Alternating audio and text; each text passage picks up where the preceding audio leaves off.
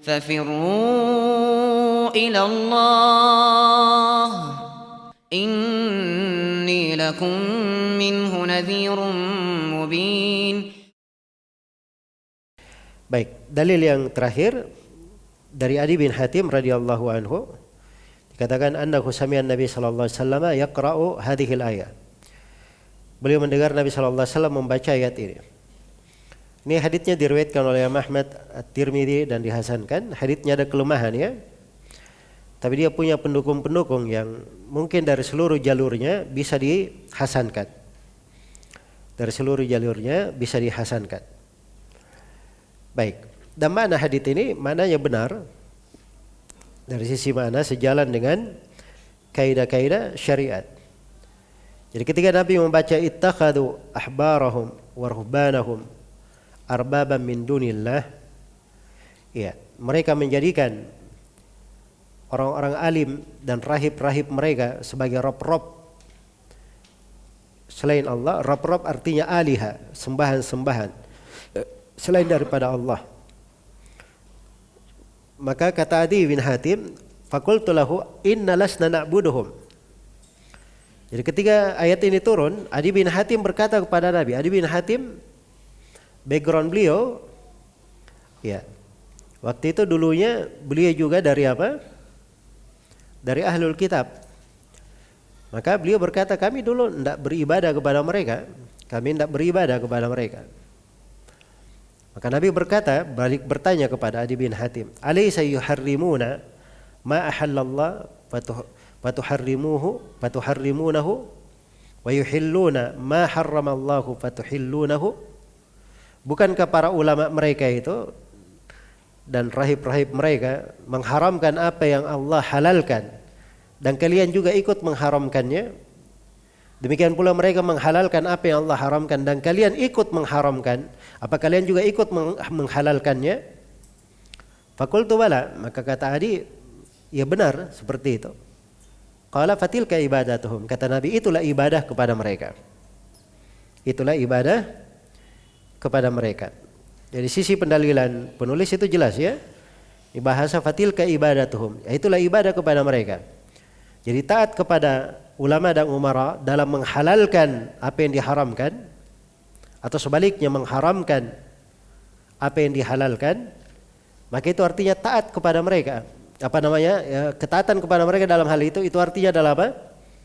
Ibadah kepada mereka. Jadi kalau itu dihitung ibadah, itu masuk di dalam pembahasan apa? Masuk di dalam pembahasan kesyirikan. Iya. Inilah yang perlu diperhatikan. Adi bin Hatim radhiyallahu taala anhu At-Tai, Adi bin Hatim At-Tai. Iya, dia dikenal ya dengan kedermawanan radhiyallahu taala anhu. Ya, beliau masuk Islam di tahun ke-9 Hijriah di bulan Sya'ban. Dan beliau hidup 120 tahun semasa hidupnya. Wafat di tahun 68 Hijriah radhiyallahu taala anhu. Jadi Adi bin Hatim berkata, kami tidak menyembah mereka. Jadi beliau menyangka bahwa ibadah itu dengan cara takarrub kepada mereka, mendatangi ahli ibadahnya, bersujud kepadanya, menyembelih, bernadar.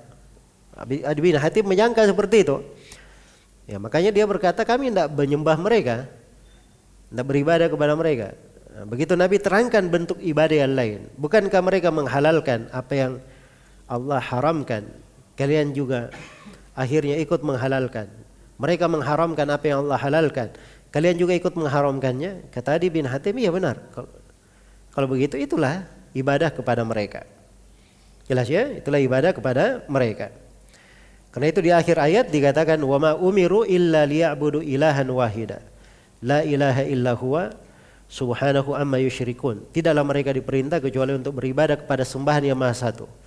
Tidak ada yang berhak diibadahi kecuali Dia, maha suci Allah dari kesyirikan yang mereka lakukan. Dan tentang ketaatan juga di surah Al-An'am Allah berfirman, wa in ata'tumuhum innakum lamusyrikun. Kalau kalian taat kepada mereka, maka kalian telah berbuat kesyirikan. Jadi ketaatan itu bisa menjadikan seseorang berbuat apa? Jatuh di dalam kesyirikan. Iya. Jatuh di dalam kesyirikan. Baik. Jadi ini dari kekeliruan yang banyak terjadi ya, hati-hati nih di pembahasan ini. Iya. Orang-orang yang gemar bertaklid, cuma ikut-ikutan. Dia tahu gurunya, dia tahu panutannya menyelisih dalil. Dia ikut di situ. Padahal sudah diterangkan orang ini menyelisih dalil. Yang ada taklid buta, fanatik. Fanatik buta. Ya. Yang penting guru saya. Kalau guru saya berkata langit itu kuning, saya juga berkata langit itu kuning. Padahal dia lihat langit itu warna biru. Jelas ya? Makanya orang-orang taklid ya. Luar biasa. Baik. Dan masih ada orang-orang yang seperti ini, banyak ya kita jumpai. Ya saya pernah suatu musim di musim haji tahun 98, awal kali saya pergi haji. Saya dapati orang di Mekah, dia dzikir bergerak semua badannya, joget ya. Terus keras sekali. Saya tidak bisa mencontohkannya, keras sekali dia. Orang berlalu itu pasti nengok dia. Saya perhatikan ini orang Indonesia kayaknya.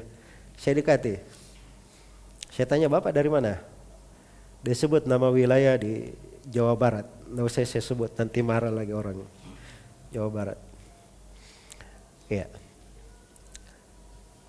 Saya bilang, Bapak kenapa dikirnya seperti itu? Dari tadi saya perhatikan orang-orang berlalu-lalang lewat lihat Bapak. Bapak dikirnya kenapa seperti itu? Apa ada dalilnya atau ini barangkali saya bisa pelajari? Ya. Kata Bapak ini, ya guru saya mengajarkan seperti itu. Baik, dalilnya guru Bapak apa? Ya saya nggak tahu, yang penting guru saya seorang alim. Ya saya ikuti guru saya. Saya bilang barangkali guru Bapak itu ada dalil. Ini saya kasih kemungkinan aja ya. Barangkali guru Bapak itu ada dalil. Memang ada hadits bunyinya begini. Udzurullaha hatta yuqal innaka majnun. Ya. Berzikirlah kepada Allah sampai kamu dikatakan orang yang tidak waras. Nah, itu mungkin dalil guru Bapak. Tapi ini hadits saya bilang waktu itu berasal dari jalan Darraj, meriwayatkan dari Abul Haytham dari Abu Sa'id Al-Khudri. Darraj ini dhaiful hadits. Abu Haytham juga, dan dia kalau meriwayatkan dari Abu Haytham itu riwayatnya mungkar. Hadits ini dari sisi riwayat mungkar, sangat lemah, maknanya batil, tidak boleh diamalkan. Iya. Kata Bapak ini, ya barangkali guru saya ada dalil lain gitu ya. Yang penting dia juga orang berilmu. Akhirnya saya ganti uslub berbicara. Sekarang saya mau tanya, yang mana yang lebih berilmu? Imam Syafi'i atau guru Bapak? Wah tentunya Imam Syafi'i, masa dibandingkan katanya. Dia nggak berani bilang gurunya lebih berilmu. Saya bilang Imam Syafi'i berkata, saya bawakan dari ucapan-ucapan Imam Syafi'i tentang harusnya orang berpegang kepada dalil, bukan ucapan beliau dan ucapan selain Imam Syafi'i dari para imam. Ya, ambil dari mana kami mengambil, jangan ambil dari ucapanku, tapi ambil dari mana kami mengambil. Tapi ujung-ujungnya juga, ya guru saya juga orang yang berilmu. Ya. Baik. Jadi ini ikut-ikutan seperti ini berbahaya ya. Ini musibah banyak menimpa banyak orang. Menimpa banyak orang. Kalau seorang beragama itu berdasarkan dalil. Iya. Berdasarkan dalil. Jadi kalau diketahui bahwa itu adalah hal yang menyelisihi, apalagi perbuatan seperti itu tadi ya, gerak saja itu kan menyelisih ayat Al-Qur'an dan menyelisih hadits-hadits Rasulullah sallallahu alaihi wasallam. Iya. Maka taat kepada ulama atau umara dalam hal yang seperti itu, padahal dia tahu itu keliru, tetap dia taati. Nah, ini adalah perkara yang berbahaya. Tadi saya sudah terangkan hukumnya ya. Kapan dia masuk dalam syirik akbar, kapan dia masuk dalam syirik apa? Syirik asgar. Ini masalahnya di masalah kesyirikan. Sebab ketaatan dalam maksiat itu artinya ibadah kepada mereka. Ibadah kepada mereka. Baik, ini orang yang terdidik dengan tauhid seperti itu. Terdidik dengan tauhid seperti itu. Baik. Di sini Syekh Ibnu Utsaimin rahimahullah memberikan kalimat yang bagus ya. Maksudnya ini lebih merinci apa yang telah kita terangkan tadi.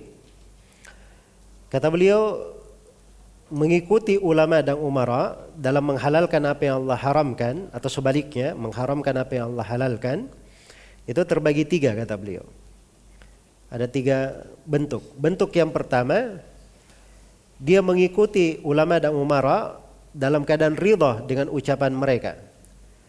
Lebih mendahulukan ucapan mereka dan dia tidak suka kepada hukum Allah. Dia tahu hukum Allah tapi dia lebih dahulukan ucapan ulama dan umara. Maka ini hukumnya kafir.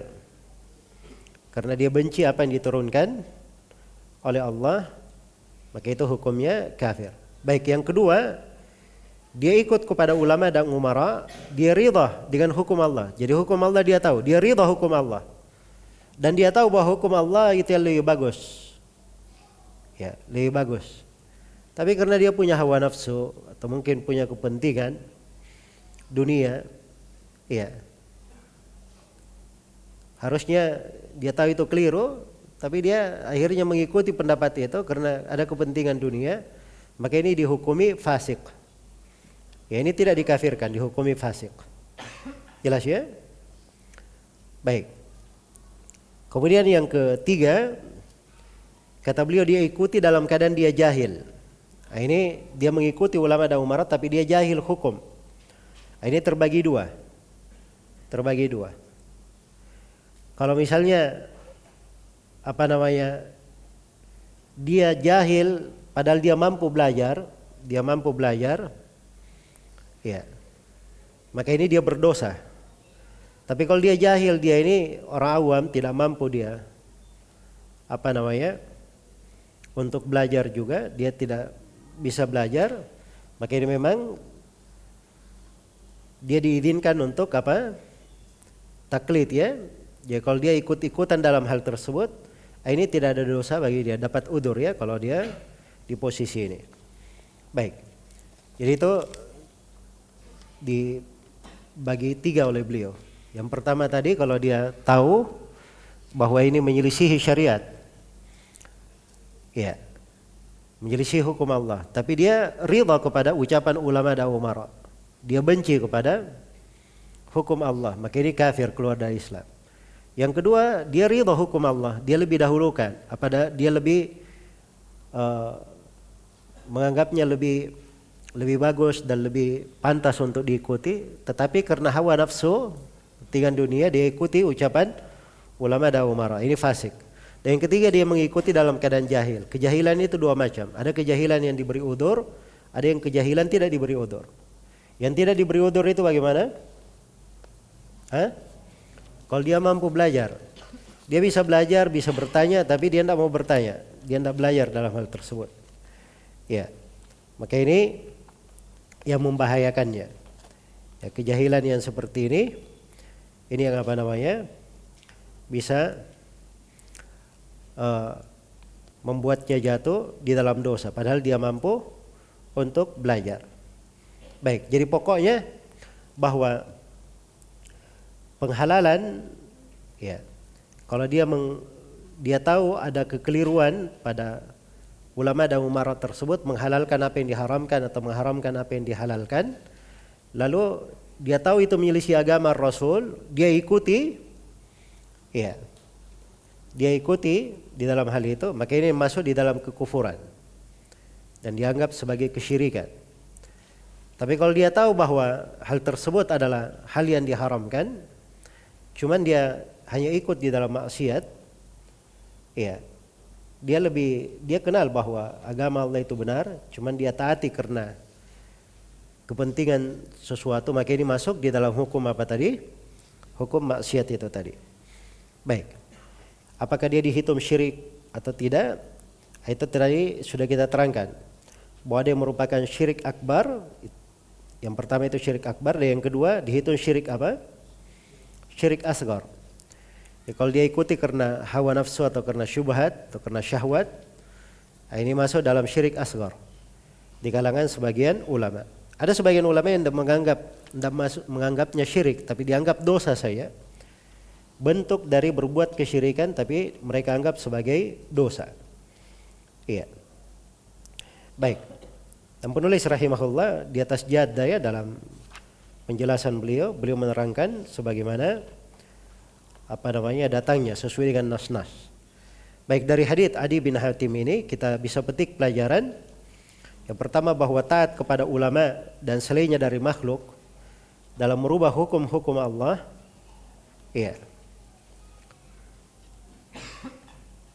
Apabila dia tahu bahwa itu betul menyelisih syariat Allah lalu dia taat, maka ini hukumnya syirik akbar. Sama dengan dia beribadah kepada mereka. Dan yang kedua, di dalam hadits Adi bin Hatim terdapat penjelasan bahwa penghalalan dan pengharaman itu murni hak Allah Subhanahu wa taala. Kemudian yang ketiga, terdapat bahwa kesyirikan itu banyak bentuk. Di antara bentuk kesyirikan ada namanya syirkut ta'ah. Syirik di dalam apa? Ketaatan. Dan yang keempat, terdapat syariat mengajari orang yang jahil. Ya, sebab Nabi SAW di sini ketika Adi bin Hatim berkata, kami tidak beribadah kepada mereka, maka Nabi ajari ya bagaimana peribadatan kepada mereka. Dan yang kelima, terdapat bahwa ibadah itu luas maknanya ya. Luas maknanya. Mencakup segala hal yang dicintai dan diridhai oleh Allah. Kalau definisi Ibnu Taimiyah apa? Ismun jami' li kulli ma yuhibbuhu Allah wa yardah min al-aqwali wal a'mali adh-dhahirah wal batinah. Baik. Kemudian terakhir penulis rahimahullah menyebutkan di sini ada 5 masail. Iya. Kata beliau, al-ula tafsiru ayatin nur. Yang pertama tafsir ayat surah An-Nur. Apa itu ayat surah An-Nur?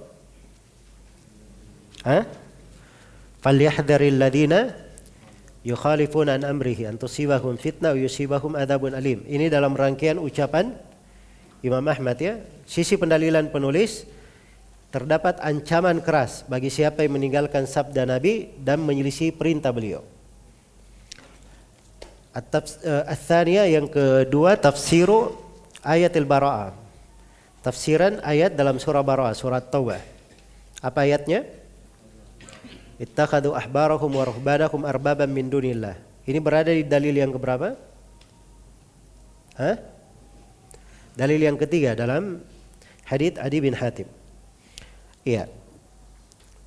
Dan tampak di situ ya, menjadikan mereka sebagai rob-rob selain daripada Allah, itu dari sisi apa? Bagaimana dianggap menjadikan rob-rob selain daripada Allah? Karena mereka taat di dalam apa? Penghalalan apa yang diharamkan dan mengharamkan apa yang dihalalkan oleh Allah. Nah, ketaatan itu ibadah kepada mereka. Baik. Ats-tsalitsah yang ketiga, at-tanbih ala ma'na al-ibadah allati ankaraha Adi. Penegasan akan arti ibadah yang sebelumnya telah diingkari oleh Adi bin Hatim radhiyallahu taala anhu. Ya, jadi ibadah itu tidak mesti bermakna dia ruku, sujud, berdoa kepada mereka. Tidak mesti itu makna ibadah. Tapi ibadah juga bisa bermakna taat kepada mereka dalam menghalalkan apa yang diharamkan atau mengharamkan apa yang dihalalkan oleh Allah. Jelas ya? Baik. Jadi ketaatan mereka dalam hal itu disebut ibadah. Yaitu disebut kesyirikan kepada Allah Subhanahu wa taala. Baik, ar-rabi'ah tamthilu Ibnu Abbas bi Abi Bakr wa Umar radhiyallahu anhuma wa tamthilu Ahmad bi Sufyan. Iya. Yang keempat, permisalan melalui Abu Bakar dan Umar dalam perkataan Ibnu Abbas dan permisalan melalui Sufyan dalam ucapan siapa? Imam Ahmad. Ya, jadi Ibnu Abbas Abu Bakar dan Umar saja kalau ada ucapan mereka menyelisih ucapan Nabi itu ditolak oleh para sahabat. Ya, Imam Ahmad nak pandang bolo, itu ucapan Sufyan Ats-Tsauri lebih berilmu daripada beliau, guru beliau sekalipun itu beliau tidak ambil sepanjang hadits telah sahih. dari Nabi Sallallahu Alaihi Wasallam. Iya. Baik. Kemudian yang kelima al-khamisa, taghayyurul ahwal ila hadhihi al-ghaya. Hatta sara indal akthar ibadatu ar-ruhban hiya afdalul a'mal. Wa tusamma al-walaya wa ibadatul ahbar hiya al-ilm wal fiqh. Iya. Thumma taghayyaratil hal ila an ubida man laysa minas salihin wa ubida bil ma'na ats-tsani man huwa minal jahilin. Ini penyembahan kepada orang-orang alim dan rahib-rahib ini terjadi perkembangan sedemikian rupa sehingga pada mayoritas manusia banyak orang yang menyembah kepada orang-orang yang salih. Iya. Dia sembah orang-orang ahli ibadah, itu masuk mereka anggap sebagai amalan yang paling afdal, amalan yang paling utama, dan mereka sebut dengan nama walaya, itu kewalian namanya katanya. Perbaiki harokatnya itu kan, bukan wilayah, al-walaya. Ya, kewalian. Dan ibadatul ahbar, dan itu mereka anggap sebagai ilmu dan fikih. Sebagai ilmu dan fikih. Itu di masa dahulu ya, seperti itu. Kalau di masa sekarang, orang yang bukan dari orang salih pun diibadahi. Ya. Kalau dulu al-ahbar, sekarang orang yang masuk dari golongan orang-orang jahil, orang-orang bodoh pun itu masuk diibadahi. Iya. Baik. Jadi sekarang ini maksud penulis bahwa perkara itu lebih besar daripada apa yang disebut oleh Ibnu Abbas dan Imam Ahmad. Jadi kalau di kalangan orang, kebanyakan orang yang menyembah atau yang beribadah kepada ahli ibadah, para rahib-rahib, itu bentuk mengambil ucapan mereka secara mutlak itu afdalul amal, dahulu seperti itu. Walaupun menyelisihi firman Allah dan sabda Rasulullah sallallahu alaihi wasallam, mereka anggap itu namanya walayah katanya. Ya, sama dengan ibadah kepada khibar, alimnya, ulamanya, yaitu mengambil ucapan mereka secara mutlak walaupun menyelisihi firman Allah dan sabda Rasulullah sallallahu alaihi wasallam. Dan ini mereka anggap sebagai fikih, ilmu dan fikih. Jelas ya? Ini sudah berubah. Kalau Ibnu Abbas, di masa Ibnu Abbas, di masa Imam Ahmad seperti itu. Abu Bakar dan Umar, ketika dia menentang ucapan Nabi dengan Abu Bakar dan Umar, ditegur oleh Ibnu Abbas. Ya. Di masa Imam Ahmad, mereka menentangnya dengan ucapan siapa? Sufyan ats-Tsauri. Kalau di masa sekarang, enggak, itu si ahli ibadah si fulan, enggak seperti itu dia. Si alim fulan enggak seperti itu. Jelas ya? Itu berubah. Kemudian berubah lagi, lebih mengerikan lagi di masa sekarang yang disebut oleh Syekh di sini. Ya, justru orang-orang jahil, ya, bukan orang-orang saleh, diibadahi selain daripada Allah Subhanahu wa taala. Baik, itu maksud dari penulis rahimahullahu taala di sini.